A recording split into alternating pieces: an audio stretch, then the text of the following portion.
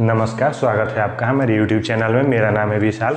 मैं आपके लिए एक अगला नया टॉपिक लेकर आया हूँ, रेशे एवं वस्त्र। रेशे से वस्त्रों तक की प्रक्रिया। रेशा वे चीज़ होता है जो हमें प्राकृतिक रूप से पौधों से प्राप्त होता है, और पौधों में पाए जाने वाले तंतु जो पतले पतले रेशों के आकार में पाए जाते हैं, और इस फाइबर्स को निकाल करके पहले के ज़मानों में तकलिया काटा जाता था, चरखा काटा जाता था, इत्यादि के माध्यमों से छोटे छोटे फाइबर्स को इकट्ठा करके धागे बनाने जाने की प्रक्रिया पहले से ही प्रचलित है। इससे क्या किया जाता है, सभी को आपस में इकट्ठा करके एक सूत्र बनाया जाता है, जिसे हम क्या बोलते हैं, धागा। आइए इसके बारे में कुछ जान लिया जाए।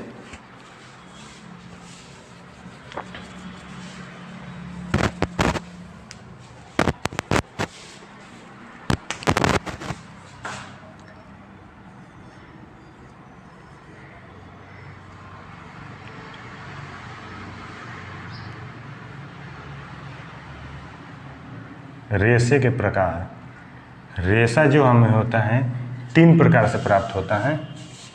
इसमें पहला हमारा है प्राकृतिक रेशा।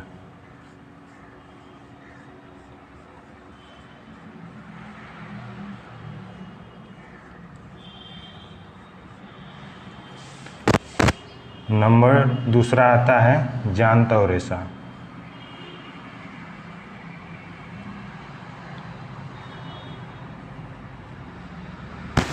इसके बाद अगला हमारा आता है खनिज रेशा।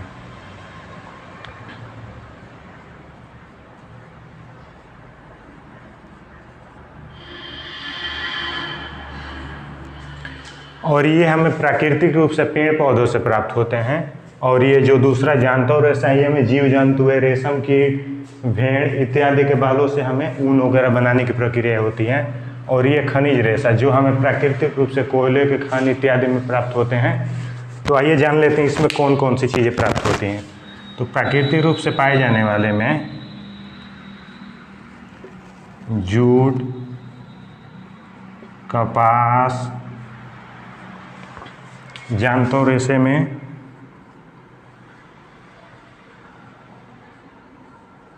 रेशम कीट। और रेशम कीट जो है, रेशम का आविष्कार सबसे पहले चाइना में हुआ था। और ये रेशम कीट के जो लार्वा होते हैं, वो लार्वा अपने पत्तियों पे, मालबेरी के पौधों पे, ये उसकी पत्तियों को खा करके उसको अपना लार्वा सीक्रेट करते हैं, और उससे हमें रेशम प्राप्त होता है। दूसरा नंबर ऊन। दूसरा नंबर आता है हमारा ऊन, जो कि जानवरों, भेड़ के बालों से हमें प्राप्त किया जाता है। उसके बाद हमारा आता है तीसरा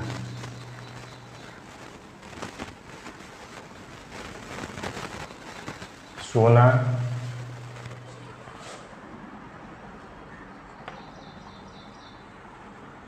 चांदी।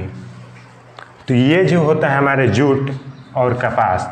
जूट से हमें क्या बनाए जाते हैं, बोरे, चाट, दरी इत्यादि का निर्माण इससे किया जाता है।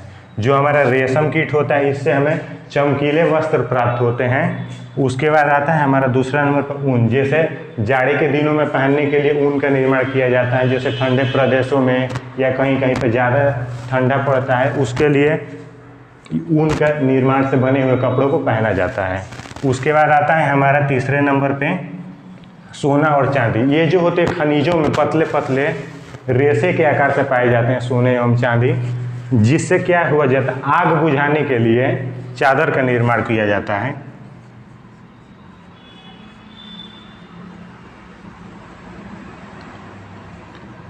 आग बुझाने वाले चादर, आग बुझाने वाले चादर का निर्माण किया जाता है। इसके बाद कुछ आगे को देखा जाए, हमें जानना है जूट और कपास, क्योंकि इससे ये जो होता है कपास, कपास से हमें रुई प्राप्त होती है, उस रुई से कपड़े का निर्माण होता है। तो हमारा टॉपिक है रेशे एवं वस्त्र। तो इससे हमें जो प्राप्त होता है रेशा, उससे हमें चार्ट वगैरह बनाने में मदद मिलता है। चार्ट, दर्री और इससे हो जाता है वस्त्र का निर्माण।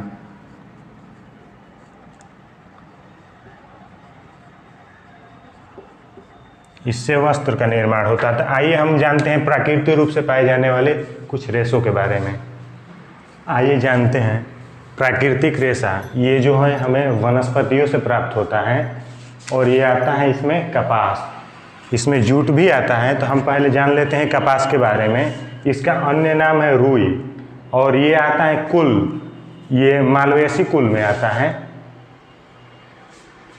उसके बाद इसका जो पौधा होता है वे गुजरात और महाराष्ट्र में सबसे अधिक उगाए जाते हैं और इसका पौधा कुछ इस प्रकार से होता है।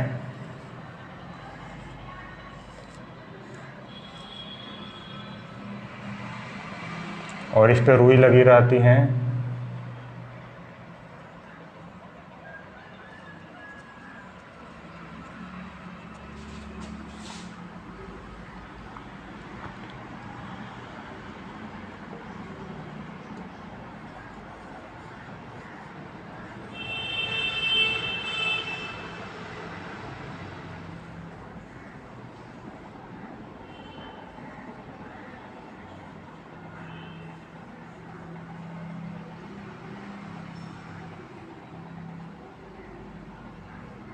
कुछ इस प्रकार से इसके पौधे पाए जाते हैं। और जो इसमें रेशे फाइबर्स उपस्थित होते हैं उसी को अलग अलग निकाल करके और मशीनों के माध्यम से उसको धागा बनाने का कार्य किया जाता है। इसके बाद आता है हमारा कपास की विभिन्न प्रजातियाँ। कपास की जो है विभिन्न प्रजातियाँ पाई जाती हैं। हर देशों में अलग अलग प्रकार की प्रजातियाँ पाई जाती हैं, जिसमें से हमारा कुछ इस प्रकार से हैं। पहला आता है गोसिपियम हिरस्यूटम, इसकी उत्पत्ति अमेरिका से हुई है।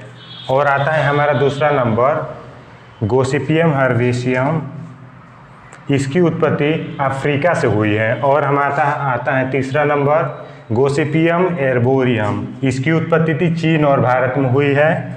और आता है चौथा नंबर हमारा गोसिपियम बार्बाडेंस, इसकी उत्पत्ति ब्राज़ील और दक्षिण अमेरिका से हुई है। इसके बाद जानते हैं भारत में कहाँ कहाँ पर सूती वस्त्र का उद्योग केंद्र है, सूती वस्त्र कहाँ से प्राप्त होता है, इसके बारे में कुछ जाना जाए हैं भारत के कुछ मैप के अनुसार।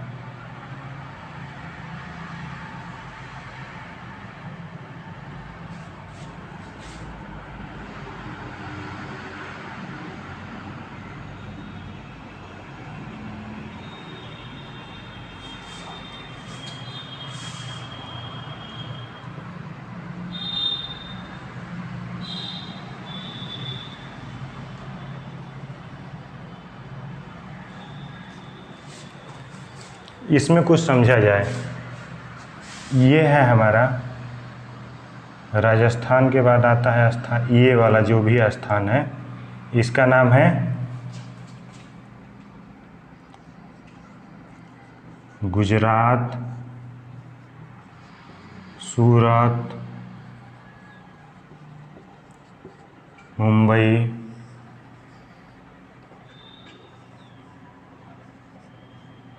ये जो है हमारा मध्य प्रदेश।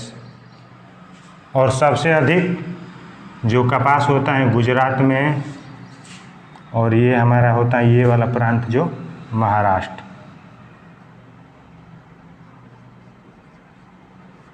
महाराष्ट्र में उगता है। इसके बाद आता है यहाँ पे उज्जैन वाला इलाका मध्य प्रदेश में, इसका थोड़ा बड़ा होना चाहिए। देवास में और इंदौर में, इन सब जगहों पे क्या होता है, कपास पाया जाता है।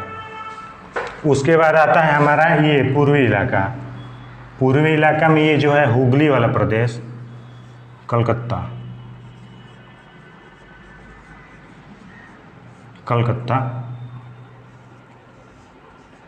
और कलकत्ता शहर जो हुगली नदी के किनारे बसा हुआ है। और ये जूट मिल के नामों से विश्व प्रसिद्ध है, क्योंकि सबसे अधिक जूट मिलें कोलकाता में ही स्थित है। ये हमारी है हुगली नदी।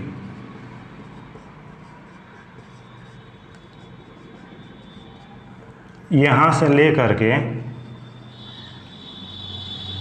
और ये वाला पूरा प्रदेश में नदी के कुछ इस तटों पर स्थित है और कुछ इस तटों पर स्थित हैं जूट मिलें, जो कि विश्व प्रसिद्ध हैं। आइए इसके बारे में कुछ जाना जाए। इसको है जो कि दूसरे चित्र के माध्यम से कुछ अच्छे से समझा जाए। चलिए आइए देखते हैं जिसमें हुगली नदी का विस्तार और कहाँ कहाँ पर जूट का मिलें बैठी हुई हैं उसके बारे में कुछ जान लिया जाए। आता है हमारा स्थान जूट का। ये जो है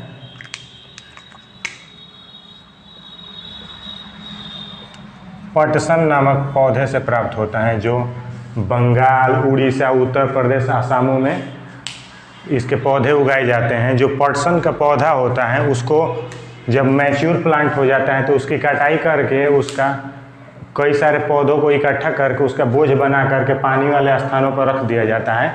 कुछ दिन के बाद वो क्या होता है कि उसका जो सेलुलोज का कवर होता है चारों तरफ से वो छोड़ देता है और उसको कारखानों में ले जा करके साफ कर करके और उससे जूट का निर्माण किया जाता है। और वह जूट का कारखाना जो कि हमारे कलकत्ता में स्थित है, देश में कुल 14 जूट के कारखाने हैं। देश में कुल 114 जूट मिल है। ठीक, उसके बाद जो कि कोलकाता है, कोलकाता में उसी में से 102 स्थित हैं। जो 102 हैं ये है कोलकाता में। और उसके बारे में कुछ इस मैप के माध्यम से समझा जाए। ये जो हुगली जूट मिले हैं ये हुगली नदी के किनारे बसे होने के कारण इसे हम हुगली जूट मिल के नाम से जानते हैं, जो कि हमारा नैहाटी से लेकर के हावड़ा के पास रिसिड़ा, बेलूर के स्थानों से लेकर के और नैहाटी, कांकीनाड़ा, जगतडोला, सामनगर, टीटानगर और ये दमदम हवाई अड्डा से होते हुए कोलकाता, बिड़ला नगर तक इसका प्रसार हुआ है। इसमें से 102 जूट मिले हैं। सबका नाम लिखना असंभव था, इसलिए मैंने कुछ को नाम लिख करके आपको समझाने की या आपको बताने के लिए यहाँ पर प्रदर्शित हमने किया है। जो हमारा है सेरामपुर, देश का प्रथम आधुनिक कागज कारखाना 1832 में यहाँ पे इसका स्थापना हुआ था। उसके बाद आता है हमारा दूसरा, भारत का प्रथम जूट कारखाना 1859 में जॉर्ज ऑकलैंड द्वारा स्थापित कराया गया था, जो कि रिसिड़ा में है। उसके बाद बेलूर के नीचे आता है हावड़ा का स्थान। हावड़ा में रेशम का आधुनिक कारखाना 1832 में ईस्ट इंडिया कंपनी द्वारा बनवाया गया था। उसके बाद आता है फोर्ट ग्लोटर का स्थान।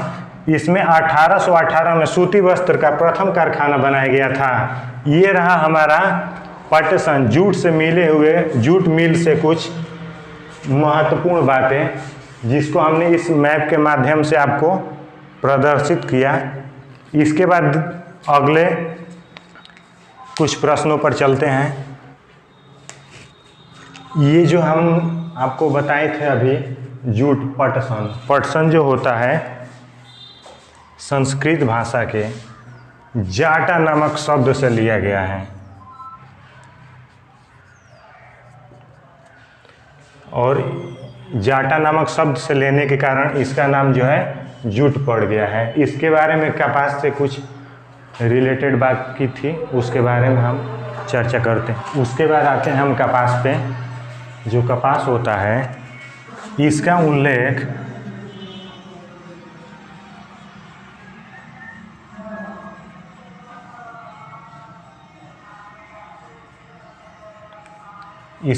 जो है ऋग्वेदों में भी मिलता है और इसको हम सफ़ेद सोना भी कहते हैं भारत में। और इसको उगाने के लिए काली मिट्टी की आवश्यकता पड़ती है। जहाँ पर काली मिट्टी होती है वहीं पर ये उगाया जाता है और इसको उगाने के लिए तापमान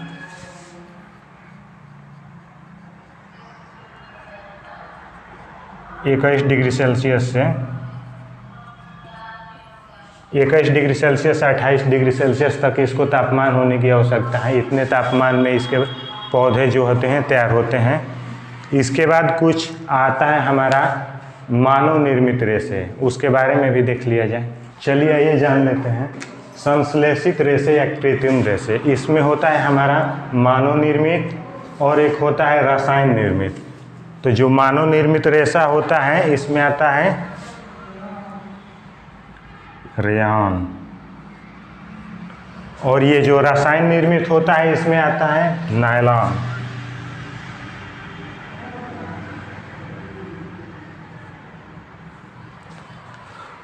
और जो रेयॉन होता है इसमें ये जो होता है काष्ठ लुगदी से प्राप्त होता है और इससे रंग बिरंगे कपड़े बनाए जाते हैं, जैसे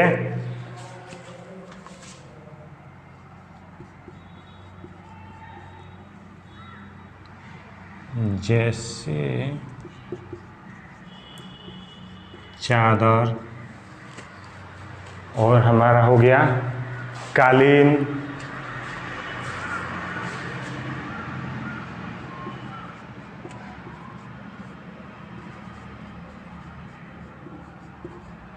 इत्यादि चीज़ों को बनाया जाता है।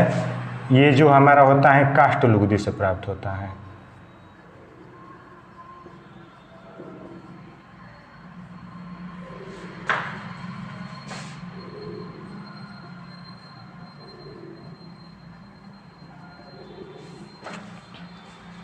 उसके बाद आता है हमारा स्थान नायलॉन का। नायलॉन जो होता है इसका निर्माण कोयला, जल, वायु इत्यादि चीज़ों का मिश्रण करा के इसका निर्माण होता है।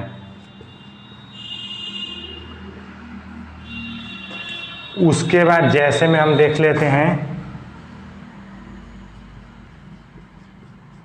जैसे टायर, ट्रक, बस, साइकिल, मोटरसाइकिल इत्यादि के टायर बनाने में इसका प्रयोग होता है। और इसमें होता है डेक्रॉन। उसके बाद आता है हमारा पैराशूट,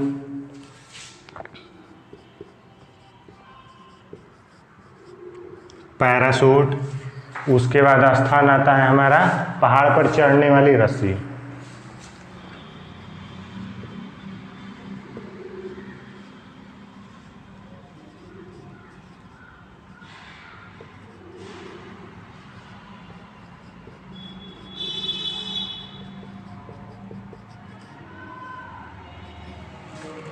इसके जो रस्सी बने होते हैं वो काफ़ी मजबूत होते हैं, जिसे पहाड़ों पर चढ़ने के लिए इसका प्रयोग किया जाता है। और ये तो आपको पता ही, सभी लोगों के घर में चादर, कालीन इत्यादि सामाने मौजूद रहता है। और ये टायर, डेक्रॉन, पैराशूट, पहाड़ पर चढ़ने वाली रस्सी और केबल तार इत्यादि को बनाने के लिए भी इसका प्रयोग होता है। उसके बाद देखते हैं कुछ इससे आगे का।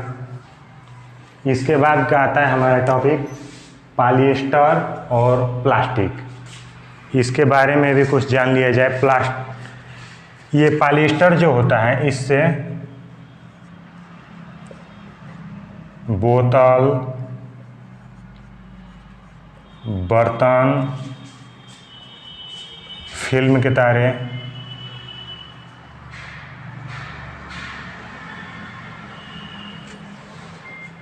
फिल्म का जो तार होता है जो कैमरे के अंदर लगाया जाता है, रील वाला,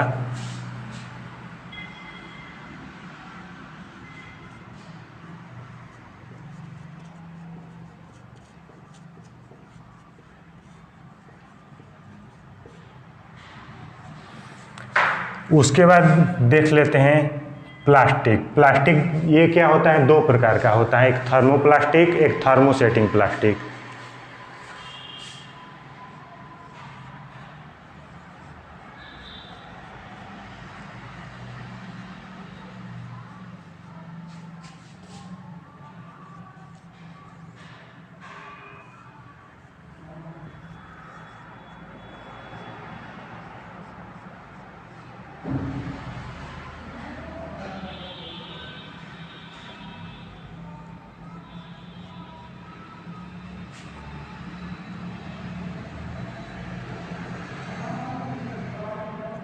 ये जो होता है थर्मोप्लास्टिक, जिसे हम क्या करते हैं, पिघला करके दूसरे चीज़ों का निर्माण कर सकते हैं।